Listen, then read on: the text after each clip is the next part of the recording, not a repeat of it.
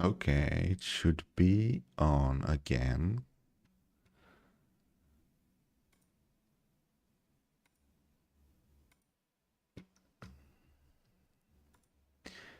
So there was one.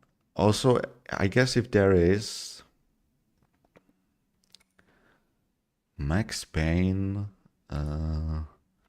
Max Payne 1, like behind the scenes or something. I don't want to because I still have Max Payne 2 left. Yeah, welcome back. Because I still have Max Payne 2 left. I don't know if there will be just for Max Payne 1 behind the scenes. Maybe?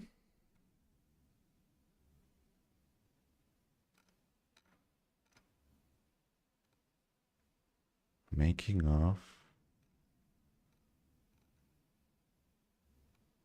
fan film, sure.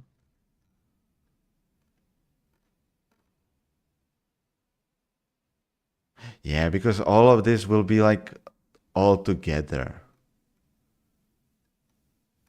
And after Max Payne 2, I probably will check some behind the scenes, but not yet because it's kind of still like together. So not now, but I will watch these videos that I wanted to watch. Okay, so first I guess we will start with Alan Wake we never got to play. That would be which scene would it be? It would be this one. Yes. And okay, I think maybe it will be okay. How loud? That's kind of loud for me. And if I do this, yeah, okay. The evergreen wilderness of the Pacific Northwest, Yeah. arresting, unchanging, and shrouded in natural mystique. Okay, maybe Twin move Peaks portrayed the enthralling atmosphere of a little, cozy yeah. town in Washington State with a supernatural twist. This strongly resonated with me personally as someone who grew up in the area. For years, nothing could quite replicate that magic, whether in film or games, when, without warning, Finnish game developers shared this dream with us. Remedy Entertainment first dazzled us with Max Payne's noir Just style played that. and slow-mo shootouts in 2001 and 2003, and their commitment to quality over quantity was self-evident. After 8 years and the conclusion of the Max Payne saga, it was time for something new, Please don't spoil. ambitious, and fresh. Yeah, I don't think they will. E3 2005 revealed Remedy's vision, where towering evergreens pierce the misty sky and dark secrets slumber beneath an emerald. Oh yeah, so blanket. even The Alan idyllic town Wake of Bright was kind Falls, of long Washington, time. is home to shadowy forces lurking in the night, blurring the line between reality and nightmare. The premise resonated instantly. A Twin Peaks-esque setting with Alan Wake, a popular horror author not unlike Stephen King. To his dismay, he soon discovers the power to reshape the world through the written word. The trailer shows Alan traversing Bright Falls by foot or by car, days yeah, and this nights is the- flashing by in real time. As Oh, this this is beautiful very forest much like retreat Max Payne reacts to now. every sunray and shadow. Originally, Alan was Okay. depicted as a tragic figure who struggled with writer's block following his wife and muse's mysterious disappearance. He escaped to the Pacific Northwest to recover and heal from his loss. Remedy's new project caught Microsoft's attention, leading to a publishing deal for an Xbox 360 exclusive release. By E3 2006, they'd made significant progress, though later reports suggest that the core gameplay was largely unfinished. Oh, they do Alan's quote appearance him. evolved, Yeah, using this is European-style the overcoat and red scarf, the and first- now iconic jacket hoodie combo, Yeah, and a more vision. disheveled look. The trailer teased intriguing concepts while leaving game mechanics up to interpretation. But the concept of a horror novelist cursed to manifest his deepest, darkest nightmares is truly terrifying. Oh, We wait a saw minute. brief- Is it? Yeah, it is normal speed. Okay. Glimpses of in-engine footage, which alluded to the game's survival focus at the time. Hinted here is the now iconic use of light as a deterrent against the cultish enemies who emerge from the darkness. A lantern can be seen here as a core component to gameplay, but was scrapped in favor of the flashlight near release. Later that year, at the Xbox Expo, Yeah, I guess select media outlets Lantern received a would closed-door be demo of an early more build of the game, like with at least moody. one crash reported. In this demo, Alan writes a chapter about a murderous hitchhiker, only to pick someone up needing a lift while driving later that day. Compelled to share his recent work, an uneasy Alan listens in creeping terror as the passenger finishes his sentences word for word. A brutal roadside accident claims the passenger's life, leaving Alan unconscious on the road. Awakening in darkness, he rummages around with a flashlight, only to hear the deceased hitchhiker's voice calling his name from the shadows. You must finish what you started. Who's there? Despite the press often labeling the game survival horror, Remedy instead preferred the I think descriptor Alan Wake 2 is cinematic more action survivor thriller. horror. This hitchhiker scenario, originally a chilling encounter, was repurposed in the final game as the opening dream sequence. This serves as a tutorial with no story context at all, where he mocks Wake as a hack writer while demonstrating basic attacks, dodges, and the light mechanic to the player. At the Intel Developer Forum that year, presenters showcased the game's custom engine and impressive feature set. Remedy confirmed I a saw that massive video. 100 square kilometer world, Like with the explorable tornado. without zoning or loading screens. This was nearly 3 times the size of GTA San Andreas, Really? released just 2 years earlier. They demonstrated dynamic weather like wind and fog, as well as volumetric lighting, activated Yeah, at I'm not any surprised moment during that- gameplay, and real-time tornadoes. yeah, can this tear tornado, apart yeah. buildings and fling cars around thanks to havoc physics. Extremely impressive for 2006, but these technical achievements went underutilized in the final game. Instead, time of day and these forces of nature were scripted to occur at specific points in smaller, segregated maps to maintain a tighter narrative and design.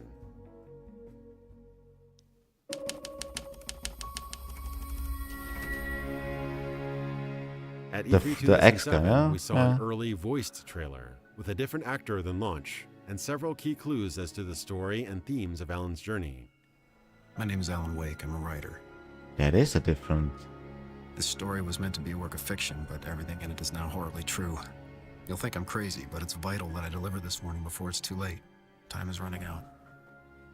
I was working on a story about a writer who, after a tragic loss, goes to live in a secluded cabin. And there he writes a horror story about creatures of darkness disguised as men. When he leaves the cabin, he discovers that the world has turned into the nightmare he's written. We hear Alan's therapist urge him toward acceptance. It's all in your head. This isn't real. You're making this up, he claims. This version of the story leans heavily into the psychological horror aspect of Alan Wake, a depressed widower seeking help to overcome his grief and loss. These therapy sessions were seemingly meant to bring a shadow of doubt to Alan's experiences as the insomniac loses his grip on reality. While in the Okay. 2010 version, Alan immediately disbelieves Dr. Hartman and exposes him as a fraud. Tango Gameworks also explored Yeah, this theme in The Evil Within. Oh, I never In played this Evil series, Within. Sebastian enters a version But yeah, it makes it. I felt like it was supposed to go to the like. Is it all like actually in Alan Wake's head? But like it quickly doesn't go there. reality construct and battles the horrors projected from his own mind, all the while struggling with his own PTSD, survivor's guilt, and questioning what is real and what is a delusion. I think I have also both The of them on 2007 Epic. trailer Probably it was teases the free. game's Yeah. mysteries further, with sinister whispers from the Taken. These dark entities are aware that Alan's manuscript created them whole cloth and demand that he finishes writing this unfolding nightmare. There is a miracle. Alan, wake up. You must finish what you started. Who's there? What are you? You called us here. A fervorous woman's voice proclaims a miracle, again hinting at a cultish aspect to the story, suggesting that Wake Cultish? and his powers of reality bending make him into a messianic figure in the eyes of his pursuers. Here we could draw parallels to Midnight Mass, where devout churchgoers witness inexplicable and horrific I've never events seen and this. interpret them as a revelation, But I do- both exploring the I power have of to- conviction and the ability to dangers watch of this. zealotry. This theme is realized a bit in the Alan Wake sequel, with the so-called Cult of the Word and Cult of the Yeah. Tree. Both perform rituals and executions inspired by Wake's actions, but they aren't crucial to the story other than providing more enemies to shoot and Mind Palace insights. A struggling novelist named Alan Wake is analogous to Remedy writer Sam Lake, known for his love of meta and eccentricity. That's Alan's true. plight to complete his novel mirrors the team's struggle to finish the game he stars in. His name, both clever and contrived, doubles as a pun. Alan, wake up. And the chilling hook, "The only thing worse than not sleeping is being awake," is discarded after the first scene in the actual game. Alan's insomnia is underdeveloped and plays no role in the story's progression. One would think a sleep-deprived creative type would become tormented by the blurred lines between reality and imagination. There's a great opportunity here to tailor the environments and enemies in order to personify Alan's deepest fears, desires, and guilt. Also never played Paints out Silent Hill. 2's masterful reflection. Which I even think the music, this music is from Silent Hill. Because I think I heard it somewhere. Yeah. Of James Sunderland's mind in the form of the twisted monstrosities and visions he encounters.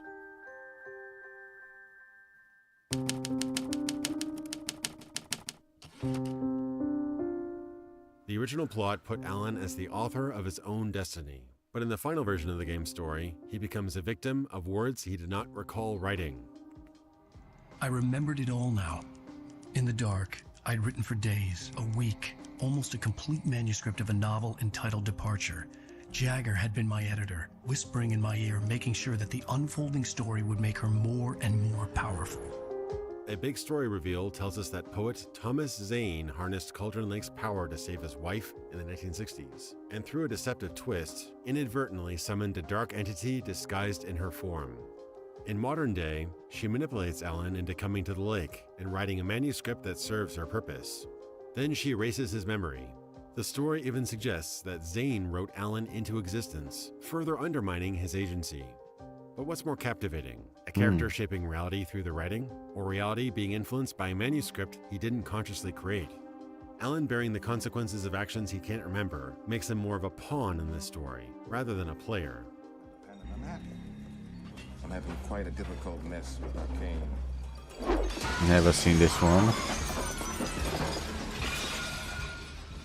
Do you read Sutter Kane? John Carpenter's In the Mouth of Madness also explores this concept. An insurance investigator and a book editor delve into the author Sutter Kane's sudden disappearance right before his anticipated new release. They travel to Hobbs End, a made-up town in Kane's books, and uncover the unsettling truth that his writings have brought the town, its people, and monstrous secrets to life. The editor now has an uncanny ability to predict future events based on her recollection of Kane's writing, but the villagers are damned to obey his every keystroke. Yeah, this one seems like it's like inspiration. Imagine if like, Alan Wake's power was a tangible gameplay mechanic. Players could type like direct Steve, like influence into the world. it's based on Each page Stephen. could create new It's locations. based on Stephen King's, right? What was it? Rather than a player. I'm having quite a difficult mess. Yeah, sure. Do you read Sutter Kane? Sutter Kane. John Carpenter's John Carpenter's. Oh, so it's not necessarily. In the Mouth of Madness also explores this concept. Okay. With broad managers. Imagine if Alan Wake's power was a tangible gameplay mechanic. Players could typewrite direct influence into the world. Each page could create new locations, alter characters, and spur exploration during the daytime hours around Bright Falls, or form dangerous objectives to tackle come nightfall. They tease this concept in Alan Wake 2's plot board, where you can choose from different passages at specified story points. This creates a sense of altering reality in real time, but it still doesn't live up to the game's fascinating premise. Whether it's conjuring an opening through debris, a radio, or other such change to the environment, this feature treats creative writing like a puzzle to be solved. Just like the first game, there is only one way forward, boiling these down to get-out-of-jail-free cards. If granting Alan these powers sounds like it would remove all conflict from the story, imagine Cauldron Lake acting like a djinn. Alan's good intentions could have dire consequences when interpreted maliciously by the Dark Presence. We're told that the Presence attracts talented artists as vessels for writing its wicked plans into reality. What if the potency of this washed-up novelist's work depended on its quality? Say he tried to write himself out of danger by summoning aid or eliminating roadblocks miraculously via contrivances. Major plot holes in his writing could even damage the fabric of reality that he would scramble That's to what he repair said. in That's what he redrafts. said. It needs to abide by the like constraints of like a horror. So like he cannot just. There has to be a price. Like okay, he knows. Yeah, sorry, he knows that it has to follow some rules. The story at launch shows a mysterious force that blocks Ellen from writing, effectively eliminating his role as a novelist until the finale.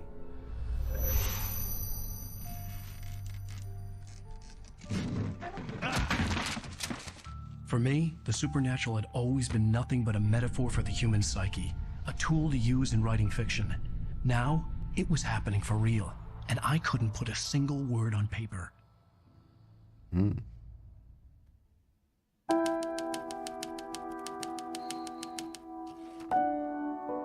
was Initially, supposed to be, Alan no? Wake unveiled a third-person horror game set in an open-world town with surrounding wilderness.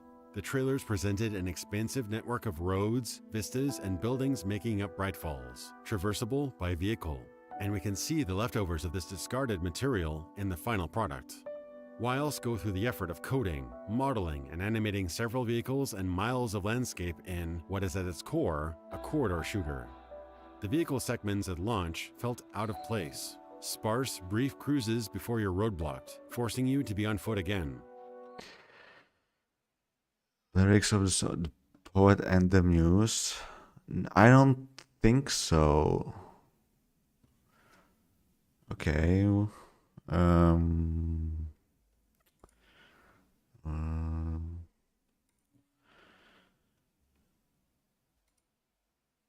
Can I? Yeah, I can. Let me search.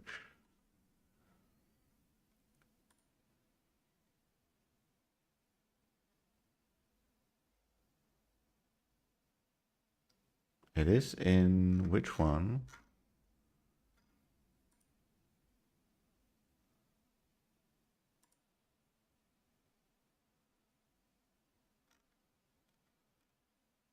Nine years, so it would be.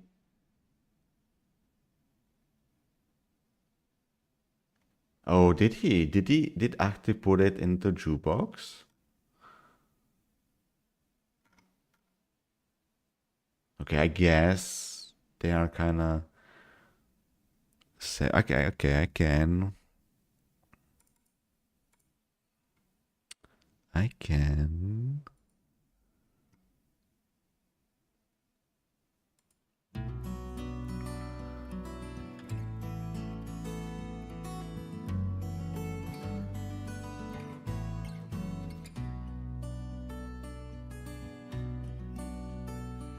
There's an old town road with mystery of Tom the poet and his muse, and a magic lake which gave a life to the words the poet used. Wait a minute. Let me actually do it. They do, or do they? Does it? It doesn't. So if I want lyrics, I have to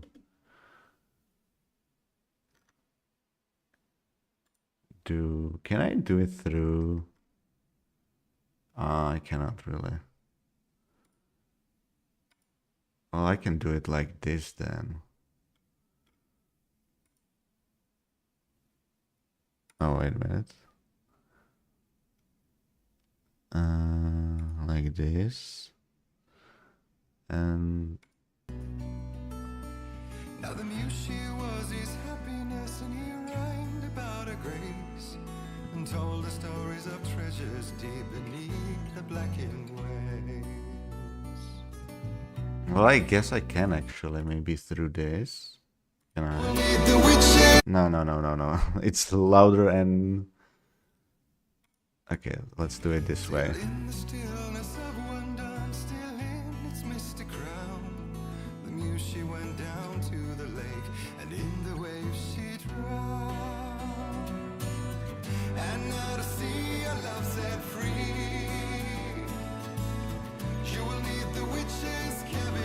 which is the yeah.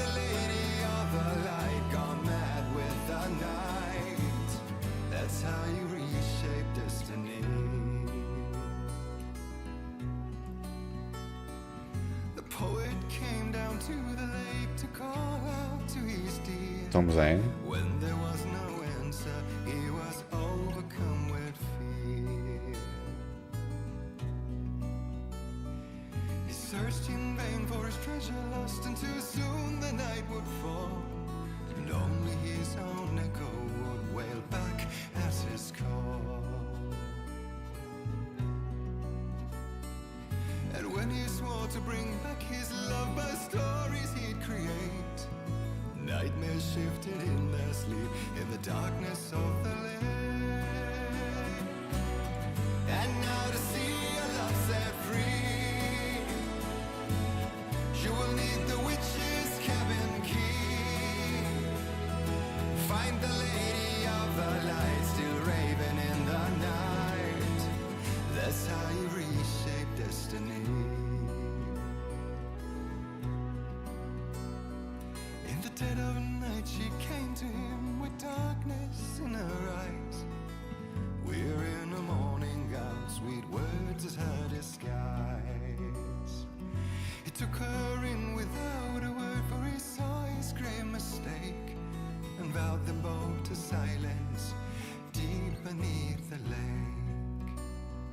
Now if it's real or just a dream, one mystery remains, for it is said on moonless nights they may still haunt this place.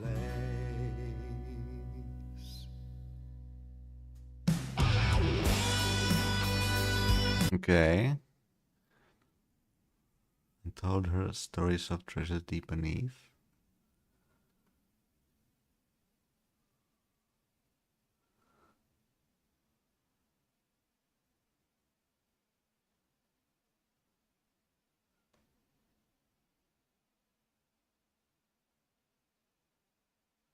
Ah.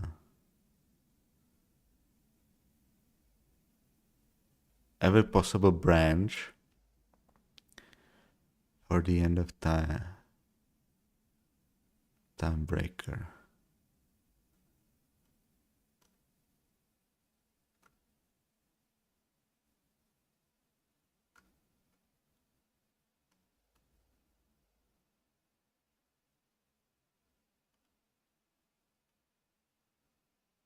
Wow.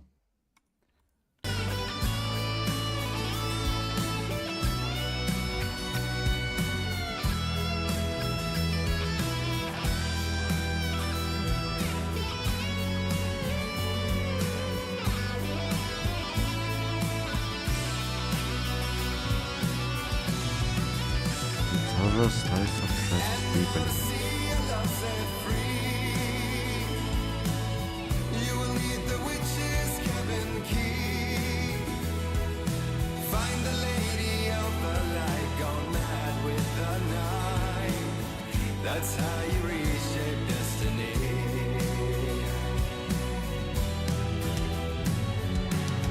And now to see your love Yeah, Chat would, but okay.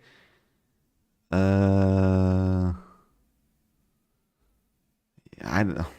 Okay, what? I don't know if it will. Yeah, yeah, whatever.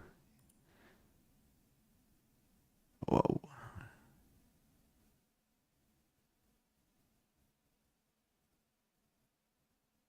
Okay. Try it now. Try post link now. It might work. And maybe actually, yeah. Oh, yeah. It should work now. Yeah.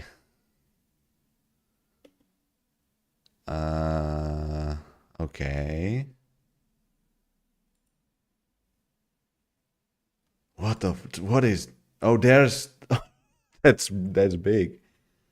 Wait a minute. So, okay, I need to put it in here. Yeah, like it's better. Like you can now post links because I know you probably will put links that are um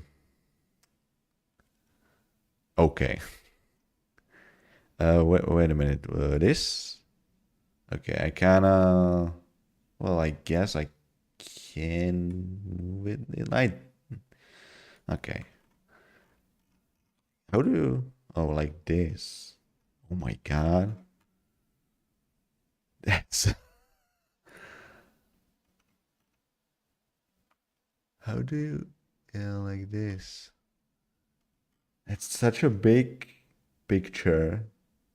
Okay, maybe I actually would be even better to do this.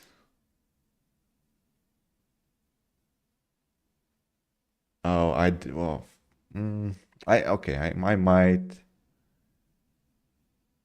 have image as.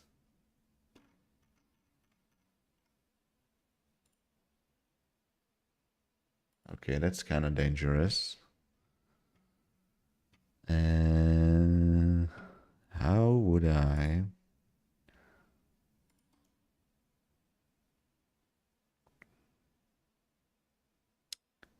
God damn it, that's.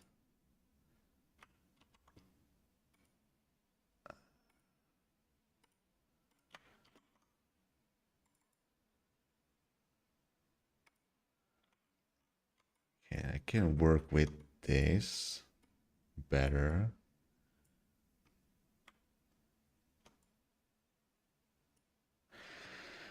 But, oh my god, this. I have to create another. Oh, maybe. How would I? Yeah, let's create another. Yeah, let's even keep it like this and put.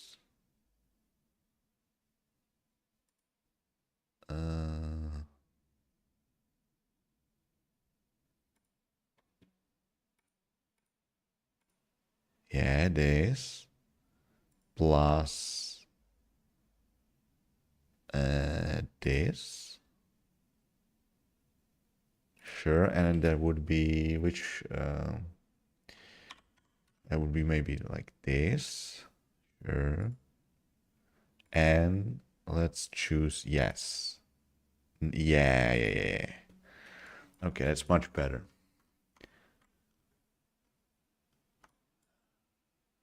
Sure. Okay, like obviously that's one. Imagine a cup.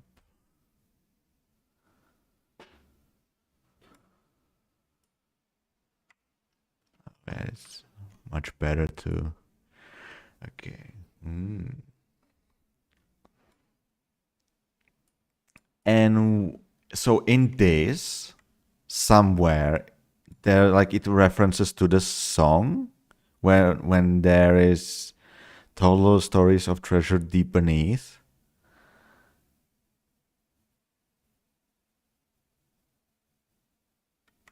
Okay.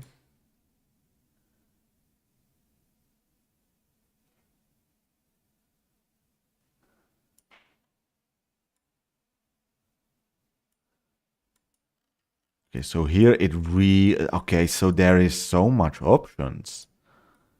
Like okay, like it seems like 1, 2, 3. So there's actually in a way.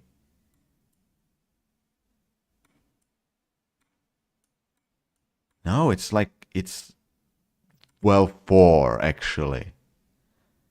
Four branches kinda. How this even.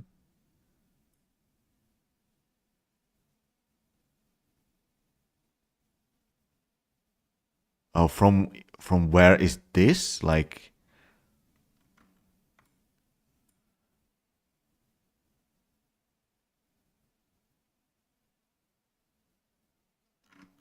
it doesn't like.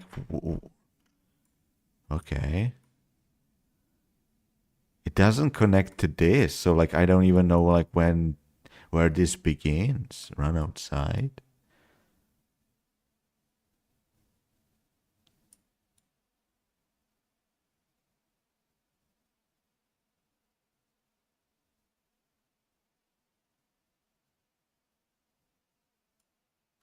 Okay, so branch. Okay, so focus on. Okay, focus on red headed woman is what I first time got.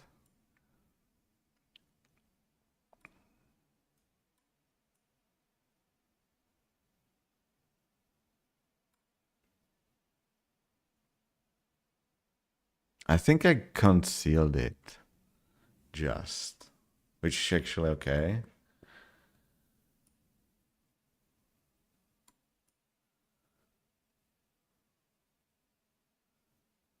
I think I encouraged her.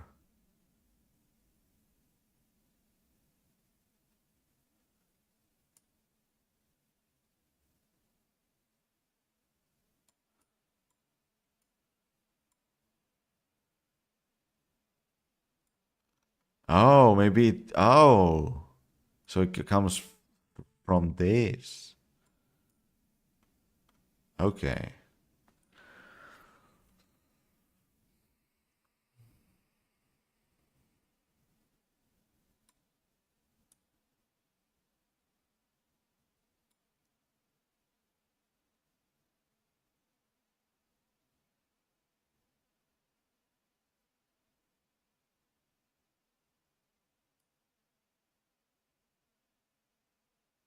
I think I told her. I think it might have gone to this. Not the, well,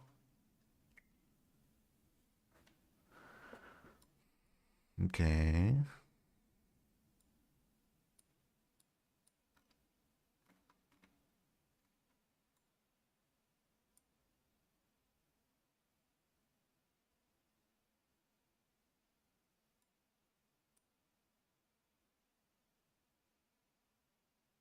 Ah,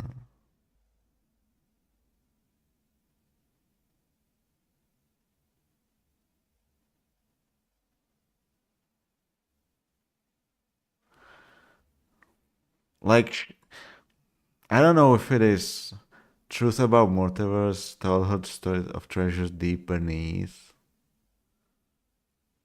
I guess, like, I can see that, like, Alan Wake, Alice, Sean, not Jesse, but like, what, Beth, sure. Like, I can see this, like, kind of same, like, it's not looping, it's not the same, but it's like, it's a spiral. It's like, kind of same stories. I don't know if it references, like, even based, maybe I'm not reading it this fully, so maybe it is like, but all of these stories, even from Max Payne one, like, I can see, like, it has same concept, same, so, like, putting it together, it's just different, like, environment.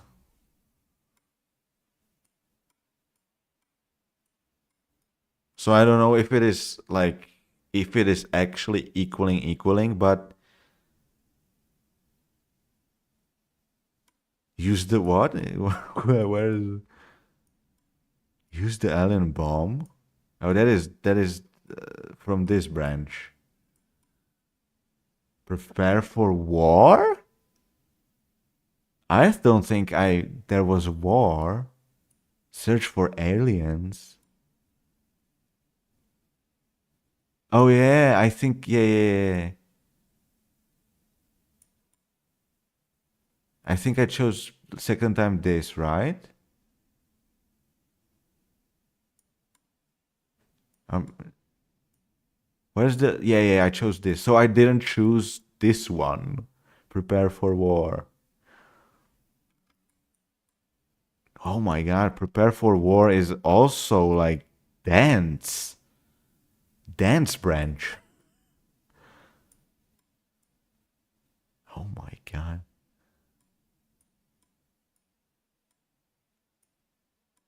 But it all ends at the writer. Yeah, I don't know if I'm actually probably like playing it again. So like I probably will check this more.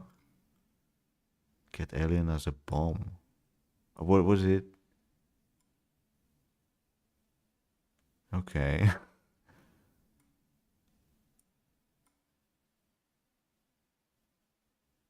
So massive time. Jazz bath. Like Jesse? Jazz bath?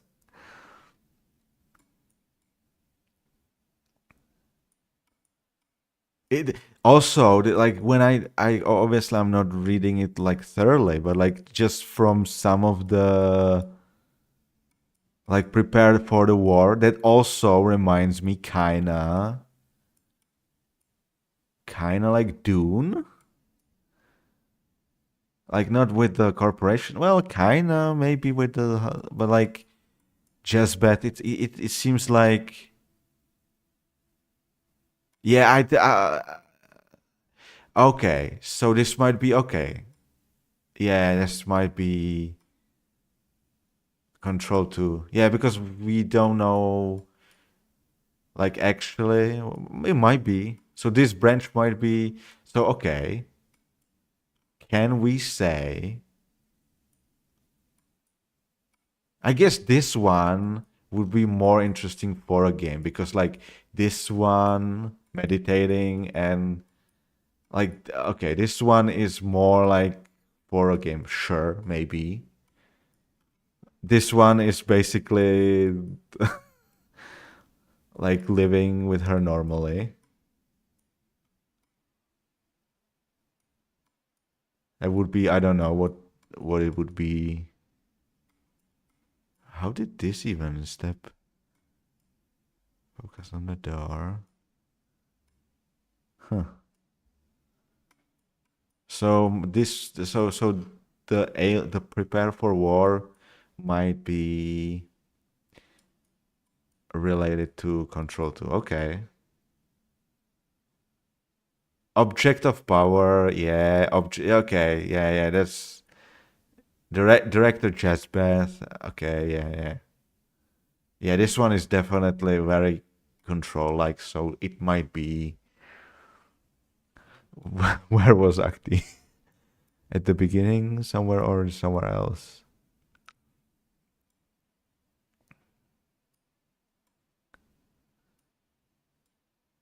Uh, maybe here? I don't know where. It wasn't definitely here, right? The cabin. The cabin?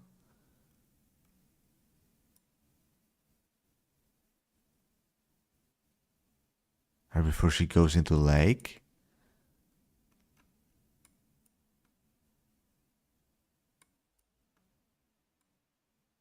Was it here?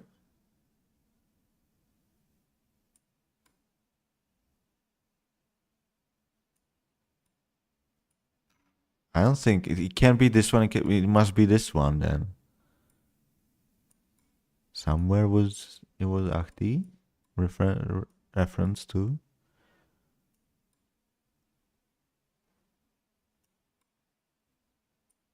Or maybe here. Look at the key.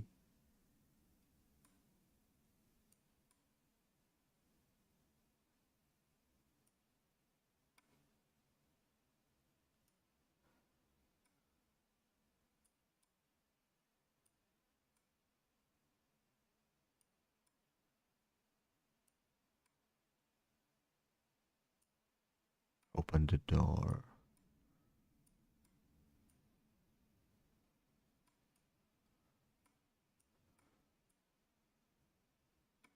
Huh.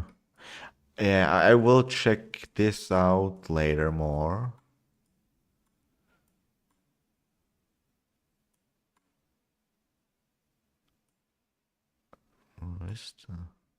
Janet. Oh, wait a minute.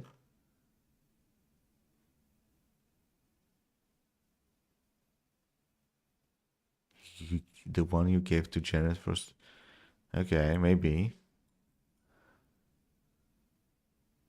Okay, I wouldn't be surprised if like janitor was at least once somewhere during all of these, because he's in Alan Wake, Control, like that is also a, let's say, entity that is in many branches and versions. I wonder, like, if there is some relation to Door. I don't know, like, if do they even know each about each other? Huh.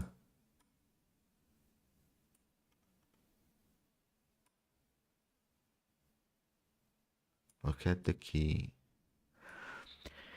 Yeah. I will look at this more later. Okay, let's finish. Okay, I would be here. And okay, yeah, I can close this.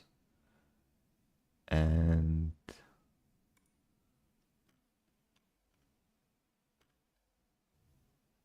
okay. Where was it? Sam Lake is definitely working overtime with this. That's true. Which was it was this, okay. So we can continue here. I need to move it a bit. Yes. Like this, yeah. Alan Wake's campaign is also unrecognizable from these early presentations. The balance between nocturnal gunfights and daytime interludes, mostly told through cutscenes, is about 4-1. We even experience the nightmare world before we see the opening cutscene introducing Alan and his predicament. One would think we'd see Bright Falls in its normalcy first, so when we see the strange, otherworldly happenings in the dark, it comes off as wrong. Many locations went underutilized or forgotten. The gas station was originally a place to get keys to your cabin and to fuel your car and generators. And the bookstore was going to host an Alan Wake book signing. There If you was activate the free book camera signing. mode, you can zoom out and scour miles of landscape. I did. infrastructure, I road- did. There's a video. Someone free roaming, and like there was something under the cabin. The diver's aisle. I think under the cabin. Yeah, like because it was supposed to be open world, then there is maybe even like more hidden stuff. Yeah. roads and buildings barely seen in the final game, or used as mere nighttime props.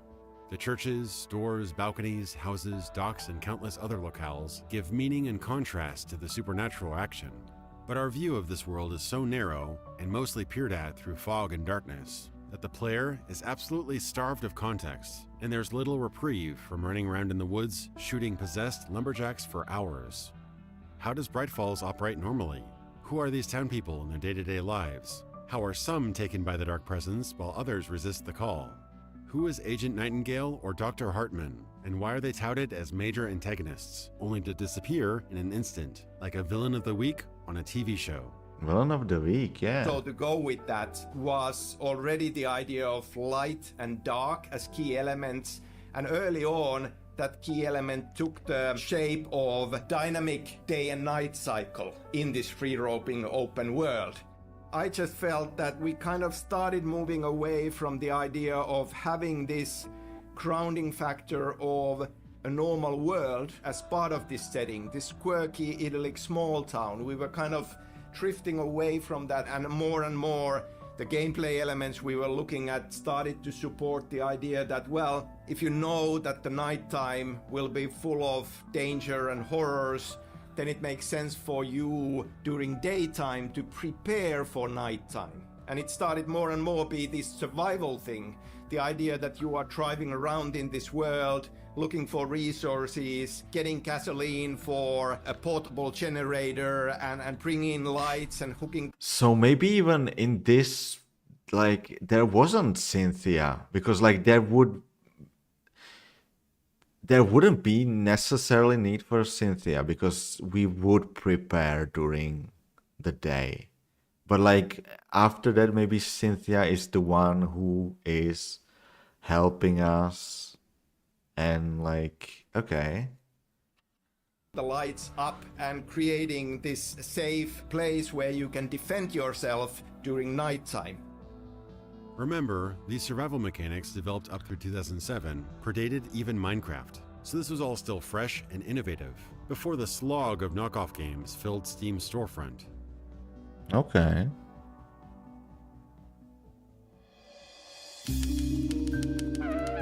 Oh, that's what is it? That's music from Around 2008, the team made the difficult choice what is it called? Deadly Premonition. Actually, both of them, but primarily the first one. That's also if you Cynthia. Yeah, she is obviously, but I don't know how was the story at the beginning, but like to give her more, like because she is Lady of the Light and she is the one, like the crates and what is left is basically by her. I don't know if like she had more than her, but a lot of it is I think by her. So like I think that necessary at the beginning wasn't, it came together maybe later. I don't know. The game into what it is now. In this period of time, Alan Wake went from free roaming open world with dynamic day and night cycle to a linear experience. We still had this world, this map that we had built. Essentially then we went into the map and out of that we carved out levels, these linear levels. This is when a lot of the core gameplay fell into place, including the final iteration of light as a weapon. But peeking underneath thematic framing, the flashlight functions similarly to charge-up weapons like the torque bow in Gears of War, and the flare gun behaves identically to a grenade launcher. Inspired by the TV show Lost, Remedy was insistent on presenting the game like a TV series. They initially planned to release episodes digitally, similar to the later Telltale Games model. Well, and Microsoft Quantum Break, hated the kinda, idea, and later. the scars still remain. Lost may have inspired the mystery box revamping of the game's story, and dropping a cliffhanger at the end of every chapter gives the game a repetitive and formulaic rhythm. Starting a chapter erases your equipment every time, removing any sense of preparation, progress, or permanence, and makes the world feel even more contained. That There are would have been many parallels interesting. here to the often bemoaned Alone in the Dark reboot from 2008. It had an open-world city and wilderness you Never could traverse played. by foot and by car. Similar to Wake's impressive lighting system, a dynamic fire system was implemented here, used to permanently kill your shadowy enemies. Alone in the Dark even had a previously on recap before each chapter, just like another title. Previously on Alan Wake, I'm hunted by the law. Sheriff, Wake's running. I'm giving chase. Are you seriously telling me that Ryder just took out my deputies? A thriller I supposedly wrote is coming true. The open world and daylight system, as Alan gathers resources, collects clues, and prepares for nightfall, could have added a compelling aspect of fear and tension to the game, similar to Dying Light, when the infected horde becomes stronger and more aggressive after sundown.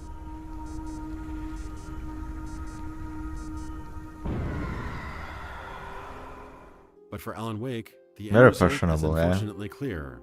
They transformed the open-world Twin Peaks adventure survival experience into Max Payne with flashlights. Cutscenes almost mock the original concept of daytime exploration, treating it as a pesky intermission. I had never been this glad to see the sunrise. I had a couple of hours to get to the coal mine. The coal mine wasn't far now. A publisher breathing down your neck for nearly 5 years and little more than a tech demo to show for it calls for desperate measures. Going back to a two-time proven gameplay loop was probably the winning play here. Would an open world elevate Alan Wake into a masterpiece? Maybe, maybe not. Critics raked Alone in the Dark over the coals for its repetitive endgame Okay. activities and flawed execution. Maybe it And a was good, solid yeah. release is Decision. infinitely better than a cancelled game. But just 3 months before Alan Wake Deadly release, Premonition, Deadly yeah. Premonition embraced a dynamic day-night system, NPC schedules, and an even stronger Twin Peaks influence. That's a Its very dated presentation, rough combat, and melodramatic storytelling obscured the atmospheric mystery underneath. And while Deadly Alan Premonition is like the so bad movies that they are good. It's not necessary because like it has such an artistic like you don't want to necessarily watch bad movies that are like badly done, but like you want to watch sometimes movies, for example, like a Room or The Room. Like that's like it's kind of not done badly, but the story is just bonkers. So that's Deadly Premonition. Yeah. Wake won over critics, Deadly Premonition seemed to attract an even stronger cult following for its hidden depth and ambition. That one is Ironically, also the last words spoken in by Alan Twin Wake's Peaks. ending suggest a vastness to something smaller or limited. Here it's referring to Inspired. Cauldron Lake, but it's strangely symbolic of the game that landed on store shelves versus its original scope and premise. It's not a lake. It's an ocean. American Nightmare reused a lot of the assets from the prototype, canceled yeah. Alan Wake 2 prototype. We did see The that. standalone expansion combined story ideas teased at the end of Alan Wake, such as Alan's evil doppelganger, Mr. Scratch, and almost acted as the epitaph for the original game's concept. Of course, we saw a very different vision for Wake's long-awaited sequel, but Remedy's overindulgent style and cinematic execution had become even more pronounced in the 13-year gap between the two games. Quantum Break had extended, Netflix-style, live-action cutscenes, jarring even to those who enjoyed the game's physics-bending action. Remedy's attempt to blur the line between TV and games would continue to intrigue and divide their player base. Control completely shifted the company's MO, turning their work into the Remedy Connected Universe. Yeah. Now Alan Wake and the Federal Bureau of Control somehow coexist in this kitchen sink world, where anything supernatural is possible. These purposefully convoluted storylines are tailor-made with wiki warriors in mind, as if designed for those obsessed with lore deep dives, shared universes, Talking about us. and piecing together referential minutiae, regardless of the quality of character or plot writing. Alan Wake 2 is a visual feast and develops some of the darker aspects of the setting, but it brings in another Sam Lake stand-in. Alex Casey, voiced by the legendary James McCaffrey, essentially forces Max Payne into this universe too. Modern Remedy is now laser-focused on narrow, scripted scenarios, broken up by Jesse's inner thoughts, This is Saga's from incessant last Mind year. Palace cutscenes, Okay. or This frequent video. live-action interludes. These take the form of anything from the dreaded fear flashes, monologuing silhouettes, to TV show specials, and even song and dance numbers. Remedy's new formula is wowing us with spectacular set pieces and intriguing lore, while further plunging into a very expensive niche. As their products continue to feel more like B-movies than A Craven's games, will Lost they hold up in Room, the okay. uncomfortable comparison Twin to Peaks, actual The film and Return. television? The original Alan Wake pitch, a psychological thriller about a novelist escaping to the woods only to find his deepest, darkest nightmares realized, is likely never going to see the light of day. What should be considered a good game is now forever etched in my mind as what could have been. It's like, Depressing, okay, it but could have somehow been fitting. better, but Reality like, doesn't always I reflect liked what it. you put down on paper. This has been Indigo Gaming. Thank you for watching. Yeah, that was interesting. What is? Oh yeah, that's. Yeah. Evil Within, Silent Hill, yeah, Deadly Premonition. Oh, this was maybe not okay. Maybe in another reality. Yeah. Sure. All of this is yeah, okay. So the other video is which one? Okay, so I can close this one. The other was this one. Yes. Yeah. Remedy Entertainment is known for creating games that have left players asking questions for years as they explore the many mysteries that Remedy presents to their audiences. In this video, we'll dive deep Well, into the depths of the actually, dark place. Remedy. Okay, so there might be some. Okay, I guess don't mind. What was it? Alan Wake 2 RG. Okay. The dark place and try to gain some sense of control over the monolith Okay. Yeah. known as the Remedy Entertainment Iceberg. Starting in Tier 1, we have Bright Falls. Bright Falls is a 6-episode web series that was advertised as Yeah, the they prequel did to Alan do- Wake.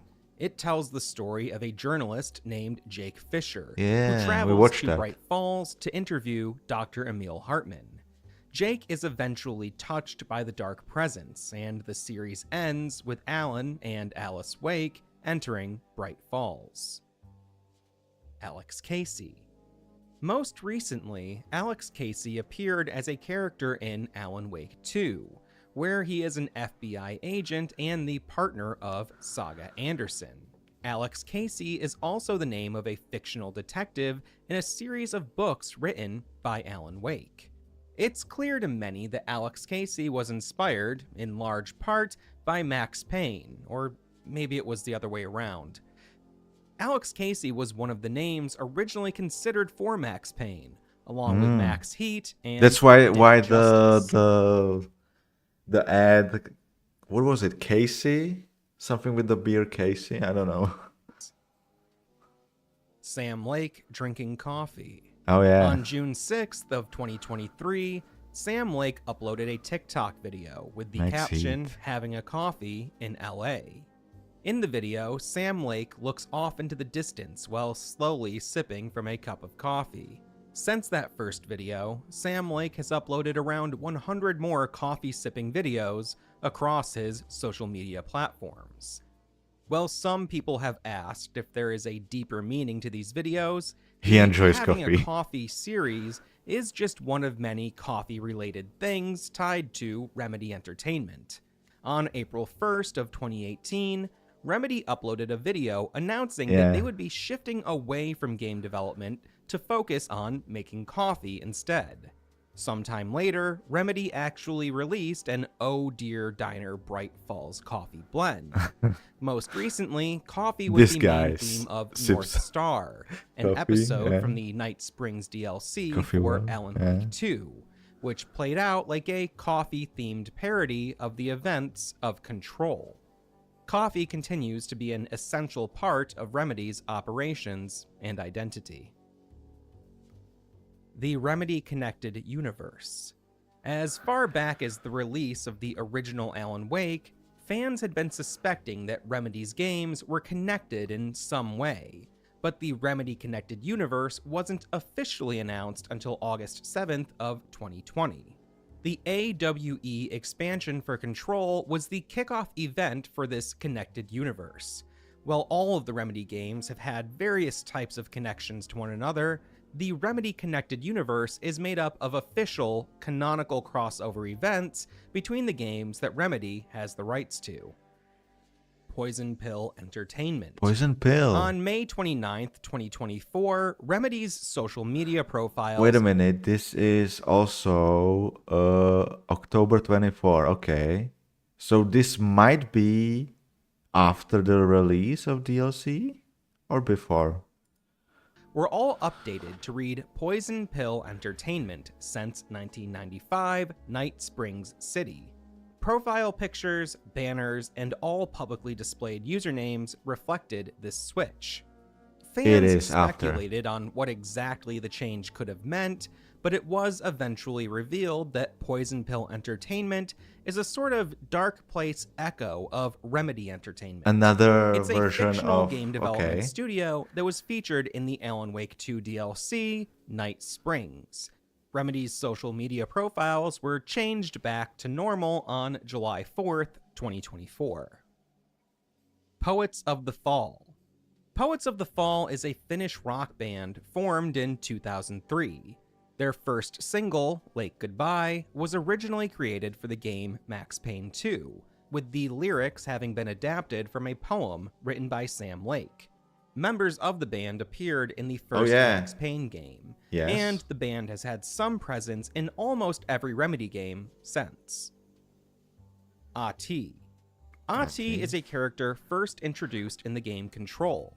While his true nature is still unclear, many fans speculate that he may be a god. Ahti went on to appear in Alan Wake 2, showing up both in reality and in the Dark Place. He also had a brief appearance in the Night Springs DLC. Night Springs. Night Springs first appeared as an in-game television show featured in the first Alan Wake game. The show can be seen as a reference to The Twilight Zone, with a similar opening narration and animation. The show has continued to gain relevance in the Remedy-connected universe. Alan Wake's first professional writing gig was on that show, and the Federal Bureau of Control is the current rights holder of the program. Wait a minute. Current gig was on that show, and the Federal Bureau of Control is the current rights holder of the program. Oh, Federal Bureau is... Okay. The Max Payne movie.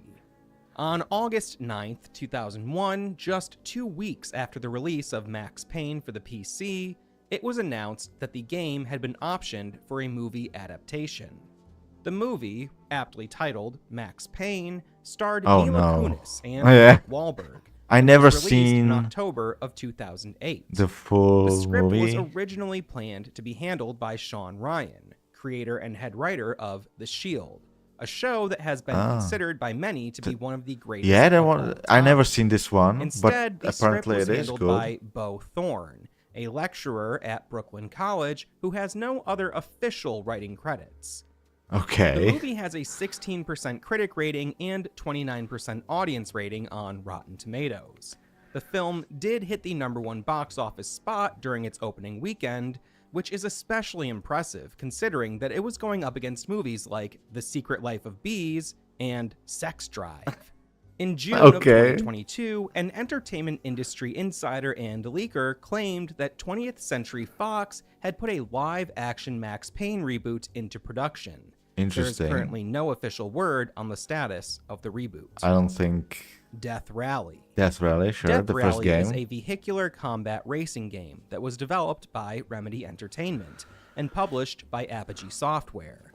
It was Remedy's first published game, and references to it can be found in many other Remedy titles. Yes. Often in the Remember form of this, posters I do. or arcade cabinets. The game got a remake in 2012, which includes cameos from Barry Wheeler, Thomas Emerson, and Jeff Keighley. Jeff Tier Keighley, okay. 2, the Alan Wake TV show. On September 12th, 2018, Brian Crescenti reported that a live-action Alan Wake TV series was in development, with Peter Calloway serving as showrunner and writer, and Sam Lake as executive producer. The plan was to begin pitching the show in October of that year. In May of 2022, it was announced that AMC had purchased the rights and agreed to develop the show. But in that August of 2024, maybe fell through. It was announced that Remedy and AMC had amicably parted ways, And Annapurna would now be handling the Okay, series. Vinny Gognitti is Barry Wheeler. It's common to see familiar faces appear throughout different Remedy games. However, you might also hear some familiar voices. Voice actor Fred Berman portrayed Vinny Gognitti in Max Payne 2, as well as the Rockstar Studios developed Max Payne 3. Berman is also the voice actor for Alan Wake's best friend and literary agent Barry Wheeler. Given the echoes and complicated relationship between Max Payne and Alex Casey, it may be worthwhile to ponder the relationship between Gognitti and Wheeler. The Untitled Note. Toward the end of Quantum Break, players can find a note from Martin Hatch. The note touches on Hatch's motivations and the origin of his powers. It speaks of a naturally occurring time machine found deep within a cave, something very similar to Mr. Door's origin story, as it appeared in the Night Springs DLC. Alan Wake 2 concept video. Yeah, from Toward the Quantum beginning Break. of Quantum Break, players can find a television that plays what appears to be a teaser trailer for a new Alan Wake story. Before Quantum Break was announced, many Remedy fans had hoped that the studio's next title would be a sequel to Alan Wake. However, Microsoft was not interested in publishing a new Alan Wake game, and so the idea was indefinitely put on pause. In an attempt to share some of the concepts that might have made up a potential Alan Wake sequel, Remedy produced this live-action concept video, showing early versions of Saga Anderson and Alex Casey. For a deep dive into this topic, check out our video on it. The Alan Wake Files. Included as a physical item in the limited collector's edition of Alan Wake for the Xbox 360, the Alan Wake Files is presented as having been written by an in-game character named Clay Stewart. Following the events of the first game, Clay traveled to Bright Falls after having a series of recurring dreams, in which he saw Alan Wake. Clay investigated the disappearance of Alan Wake, and compiled his findings into the book. A PDF copy is included in the bonus files of the PC port of Alan Wake. Okay. Alan Wake 2 promo collaborations. Around the release of Alan Wake 2, Remedy engaged in several Alan Wake-themed collabs with other games. These included Fortnite, where an Alan Wake skin was made available, and an Alan Wake flashback experience level was developed that acted as a sort of recap of the first game. Really? The Even Alan that? Wake Okay. flashback also featured the first appearance of voice actor Christina Cole in the role of Alice Wake. Dead by Daylight launched an Alan Wake chapter, which introduced Alan Wake as a survivor, with alternate outfits allowing players to take on the role of Rose Marigold, Saga Anderson, or Mr. Scratch. PUBG Mobile teased a Survive with Light collaboration. That is At the kind. time, That's clever. fans speculated too. what this could mean. However, no one could have guessed that the collaboration would be nothing more than an Alan Wake 2 themed avatar frame, which I cannot Really? find a photo of. Okay. Finally, there was an Alan Wake 2 collaboration in Rocket League. This collaboration seems to have flown entirely under the radar, with neither Remedy or Psyonix making any mention of it on their social media channels. Ultimately, the collaboration was a free Alan Wake 2 bundle, available for a limited time in the item shop. The bundle included a Deerfest-themed player banner and the ability to change the player's title to The Writer. Oh, okay. Address Unknown. Address Unknown is a television series in the world of Max Payne. In the first game, it's a simple homage to This one, yes. There was one. I don't know if I missed more or if it was just this one.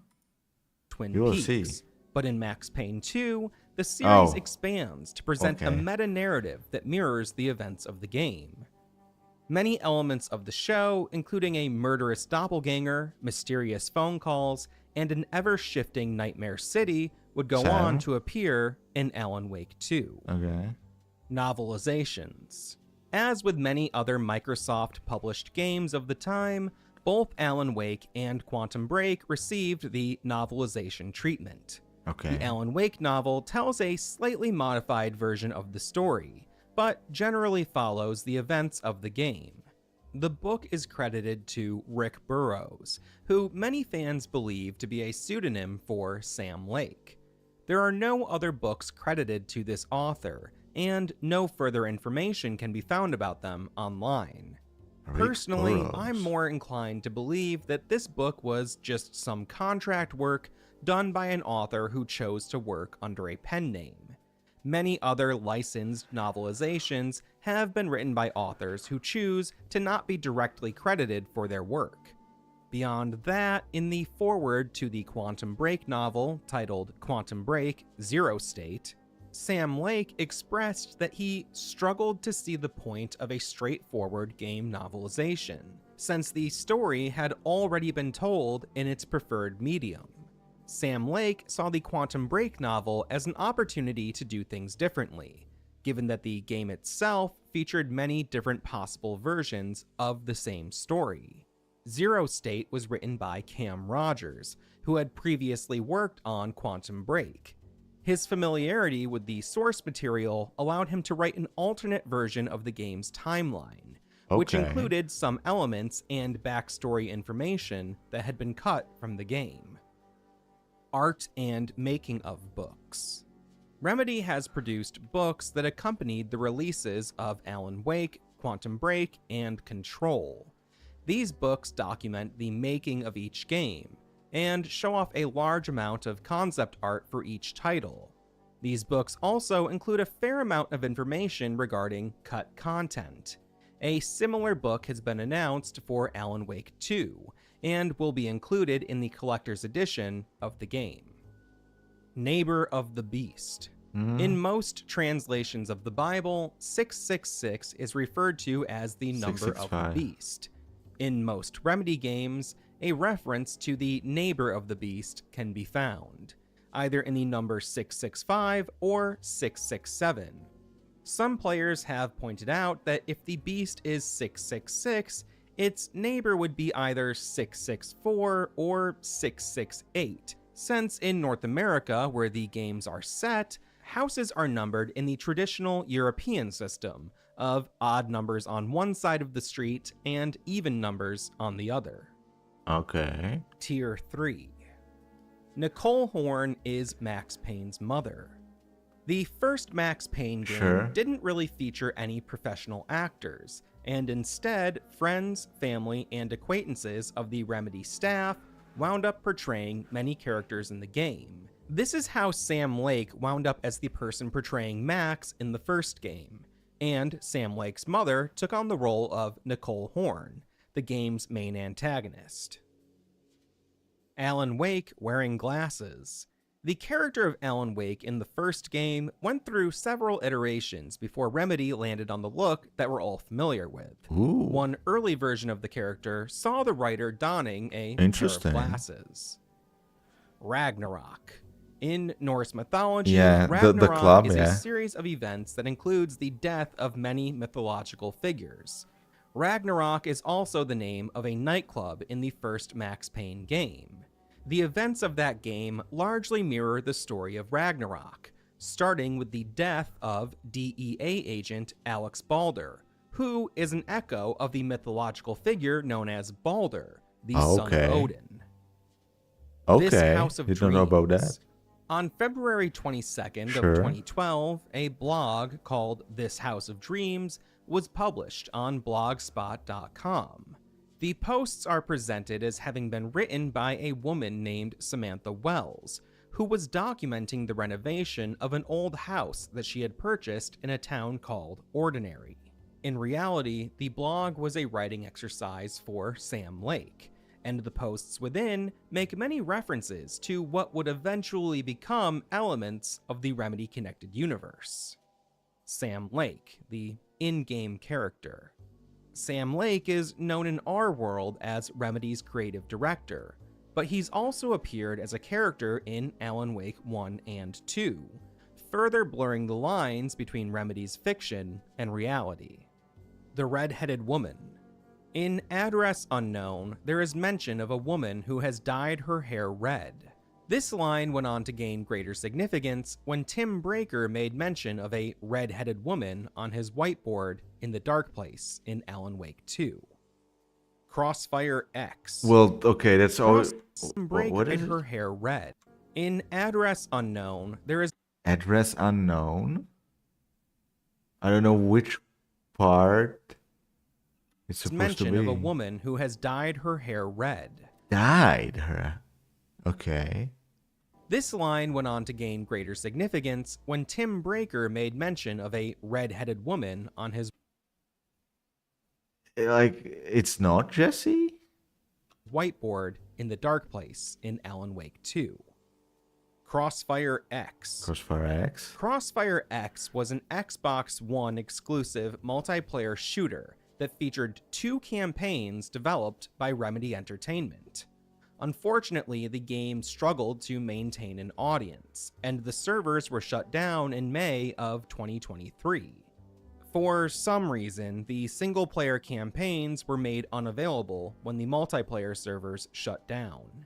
Oh, Research that I've done suggests stupid. that these campaigns are still available in China through an exclusive PC version of the game. However, all efforts to gain access to this game outside of that region have so far been unsuccessful. Broderick Northmore. Northmore is a former director of the Federal Bureau of Control, and the first director to have been elected by the board. Isn't it... I don't know how it was before, but Trench was before Jesse, but this one is just before him. It's not like long-term... I think it's not... Maybe there's more. I don't know if I understand... Like... I don't know if that's true. Maybe they Northmore will is a say. very powerful para-utilitarian who eventually started to lose control of his powers.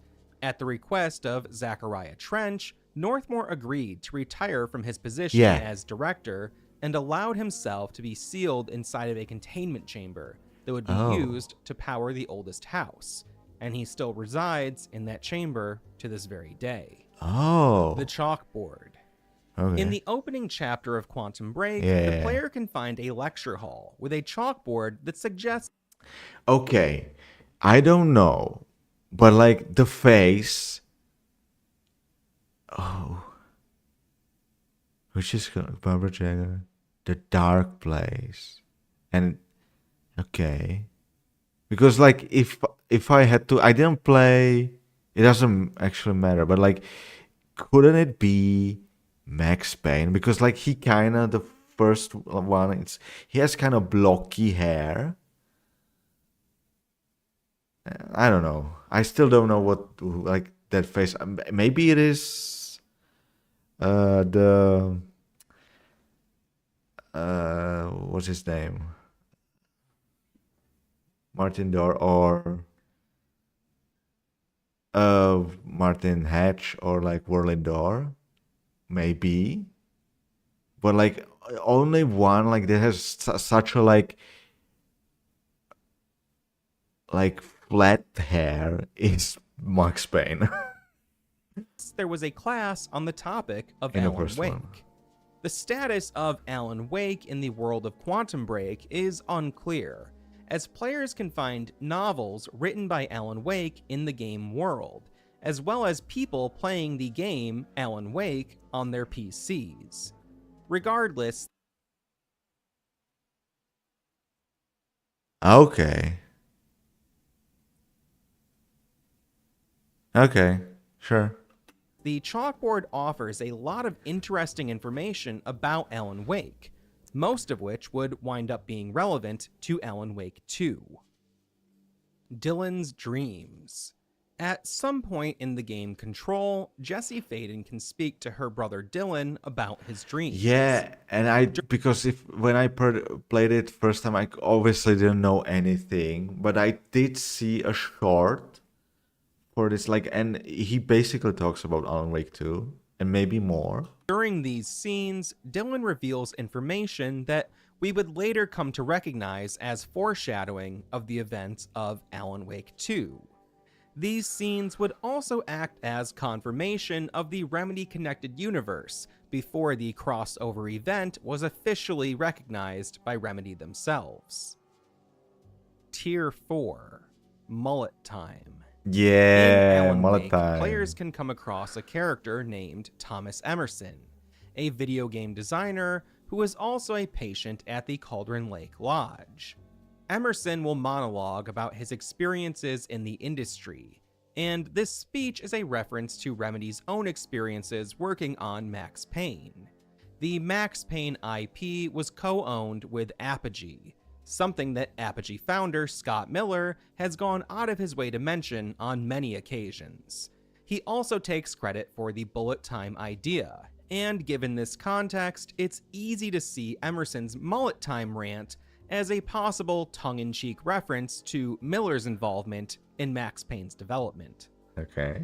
The Alan Wake 2 ARG. During the lead up to Alan Wake 2's release, a select number of online personalities and influencers. Interesting, because I think kind of same thing was done. Maybe it's been done even more. I don't know about it, but I think for Death Stranding 1 was also few, like I think only 4 different like influencers got a case, and together I don't know what was the result, but I remember something similar happened with Death Stranding. Sent a series of packages from Epic Games. These packages included secrets found through things like the use of blacklight or a false panel in the bottom of a box. Coded messages and cryptic notes in the packages led many fans to believe that a full-on Alan Wake ARG had commenced. However, when all was said and done, there didn't appear to be any deeper message to be found other than what was revealed in the promotional videos. Okay. 4,000 plus Alan Wake Xbox 360 download cards. Back in October of 2021, we made a video where we looked up Alan Wake items on eBay. Okay. One particularly amusing listing was for approximately 4,000 Alan Wake Xbox 360 download cards, with an asking price of $299.95. By February of 2024, the price had gone down to $239.94. In April of 2024, it was announced on Twitter that the cards had finally been purchased, although it turned out that the cards didn't actually work. Some internet comments suggested that the cards needed to be activated at the point of sale, but unfortunately, that was no longer an option. Interesting. Mona survived. Okay, maybe So I it would kind of if do Red Star want to had skip this. won, the events that occurred in the United States on September 11th, Yeah, 2000 she did.